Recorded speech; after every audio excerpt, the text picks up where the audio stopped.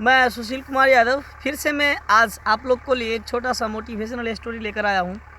जो अच्छा लगे तो लाइक कमेंट और शेयर ज़रूर कीजिएगा। और ये छोटा छोटा सा मोटिवेशनल कहानी आपको ज़िंदगी बदल सकते और परिवर्तन कर सकते हैं। तो चलिए शुरू करते हैं एक छोटा सा मोटिवेशनल स्टोरी से। हम एक बार क्या होते हैं कि एक बार एक गांव में एक पाठशाला होते हैं और उस पाठशाला में एक गुरुजी रहते हैं जिसे हम शिक्षक बोलते हैं। गुरुजी रहते हैं और उस गुरुजी का 4 और 5 शिष्य रहते हैं, चेला शिष्य रहते हैं। तो गुरुजी बोलते हैं कि चलो आज हम लोग नदी में स्नान करेंगे।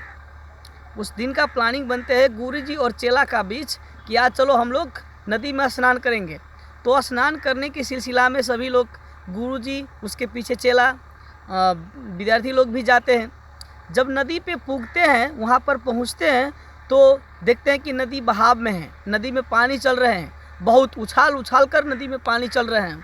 तो गुरुजी क्या करते हैं, वहाँ पर जाकर नदी के किनार पर है ना बैठ जाते हैं। और बैठने के बाद चेला सब भी बोलते हैं कि चलो गुरुजी बैठ गए, हम सब लोग भी बैठ जाओ थोड़ा देर के लिए, थोड़ा देर आराम करेंगे।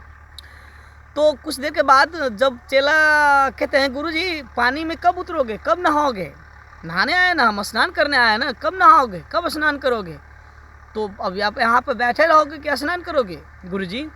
तो गुरुजी कहते हैं, ज़रा गौर से सुनिएगा। गुरुजी कहते हैं कि जब इस नदी का बहाव पानी का बहाव बंद हो जाएंगे, उस वक्त हम पानी में उतरकर स्नान करेंगे, ऐसा बोलते हैं गुरुजी। इस बात को सुनकर सारा चेला चकित रह जाते हैं, आश्चर्यजनक हो जाते हैं कि नदी का बहाव कभी बंद होगा नहीं, और बंद नहीं होगा तो गुरुजी स्नान नहीं करेंगे। ऐसे सुनकर फिर एक पीछे से एक चेला कहते हैं गुरुजी ऐसा क्यों। तो कहता है कि आज का शिक्षा आप तुम्हारा यही है, मैं जो सिखाना चाहता हूँ वो सीखो। मैं कहना चाहता हूँ कि ज़िंदगी भी एक नदी की बहाव जैसा ही है, ये कभी नहीं रुकता, ये चलते ही रहते हैं। तो ये ज़िंदगी एक नदी का बहाव जैसा ही होते हैं, ये दुख में भी चलते हैं और सुख में भी चलते हैं। दुख हो या सुख हो, ये नदी अपने ताल मेल मिलाकर चलता ही रहता है। नदी जब दुख आए तो नदी बंद होते हैं, अपने बहाव रोकते हैं नहीं, क्यों। या सुख हो तो अपने उछाल उछाल कर कूदते हैं नदी, नहीं, ये अपना एक जो पकड़े हुए हैं दुख और सुख में, साथ वैसा ही चलेंगे। इसीलिए ये नदी कभी नहीं रुकेंगे। तो फिर शिष्य कहते हैं कि जैसे कोई आदमी दुख में जब आदमी आते हैं तो दुख में कितना आदमी बिखर जाते हैं, बर्बाद हो जाते हैं। मैं ये नहीं कर सकता, थक कर बैठ जाते हैं, मुझसे नहीं होगा, अब मैं नहीं कर सकता, इम्पॉसिबल है, आई कांट, आई वांट, ऐसा बोलते हैं। पर जो आदमी थक कर नहीं बैठे, दुख में बिखरे नहीं, जो आदमी हौसले रखते हैं अपने नदी की तरह कि मैं दुख और सुख में भी चलूँगा, जैसा भी परिस्थिति हो, मेरे को चलना है तो चलना है, जैसा भी परिस्थिति हो मैं चलकर दिखाऊंगा उस पथ पर जहाँ मेरे को पूगना है, जहाँ मेरे को पहुँचना है, उस पथ पर।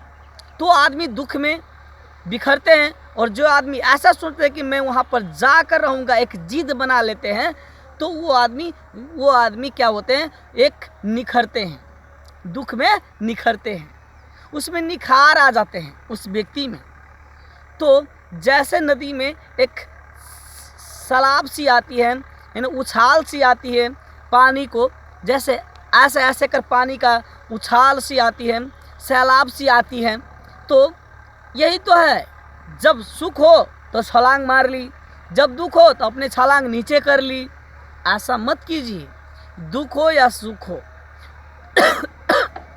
दोनों को साथ लेकर चलिए और दोनों में खुश रहो। आज दुख है तो कल सुख आएंगे, जरूर आएंगे। ये हर एक बुरा वक्त के भी बुरा वक्त आते हैं, हर एक बुरा वक्त के भी बुरा वक्त आते हैं। जो बुरा वक्त होते हैं ना, उसको भी बुरा वक्त आते हैं, पर अपने सिद्धांत, अपने रास्ता मत बदलिए, थक कर मत